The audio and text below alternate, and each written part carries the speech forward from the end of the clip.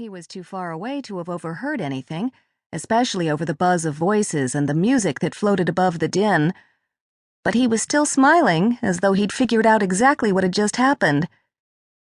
Tonight, many of the men, including Archduke Victor Hauptmann von Wessy, the future groom, and his host, the Austrian ambassador, were wearing loden jackets, the boiled wool collarless coats that were the traditional dress of their country. Among the sober-suited men, who kissed women's hands with old-world charm, this guy stood out, too flashy in a black suit, black shirt, black tie, and fashionably long wavy hair that brushed his collar. He was still staring. The crowd between us shifted as if a curtain were closing, and he disappeared. A waiter touched my arm. "Ms. Medina, Senator Gilberti would like to see you in the dining room." Ursula Gilberti had given me a list of the 120 guests expected at tonight's engagement party, along with detailed instructions of the pictures she required me to take. In a previous job with an international news agency, I photographed world leaders, 2 popes, and peace talks where neither country trusted the other that hadn't required this much stage managing. I pulled Ursula's list out of the pocket of my black silk evening pants. Before I saw it, I hadn't realized how many exiled members of royal families, including kings and queens, lived in Washington. A few were here this evening, and everyone else was either friends of the engaged couple, co-workers from the Smithsonian where Yasmin worked, or from Global Shield, the international refugee relief nonprofit whose Washington office Victor ran, and Capitol Hill staff and colleagues of Ursula's. I followed the waiter into the dining room. What did Ursula want now? She stood in the middle of a small knot of people that included the ambassador and his wife, gesturing expansively with her glass of wine as she recounted a story. She had probably chosen her floor-length gown, which was the color of amethysts, not only because it looked so perfect against her fair skin and auburn hair, but also because it was the color of royalty. Ursula was attractive, but with no softness or girly femininity, and in the Senate she was known as a tough, competent deal-maker, which was why her party had chosen her as their whip.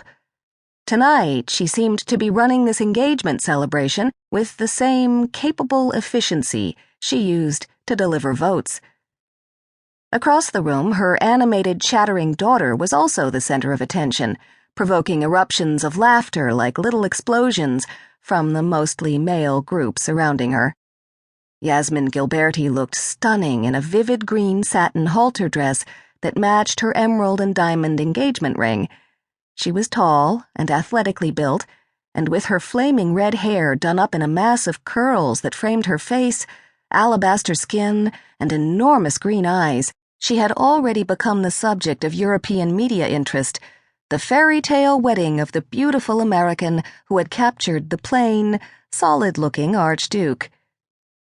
This evening, she and Victor hadn't spent much time together, apparently deciding to circulate separately among their guests. I had seen Victor in the drawing room just now, looking happy and animated as he clapped an arm around the shoulders of the men and, in his courtly way, kissed the women's hands with a small click of his heels. A few times he'd caught my eye as I moved around, taking pictures, and flashed his warm, charming smile. Royal titles had been banned in Austria when the monarchy was abolished, but other countries didn't respect that edict, and there were enough old royalists and members of the aristocracy here tonight that I'd overheard him referred to as Archduke Victor, or, if someone spoke to him directly, Your Royal Highness. Ursula finished delivering the punchline of her story and excused herself to join me. "Yasmin and Victor are going to cut the cake after the champagne toast. I suspect people will start leaving after that. Did you get everyone's photo?"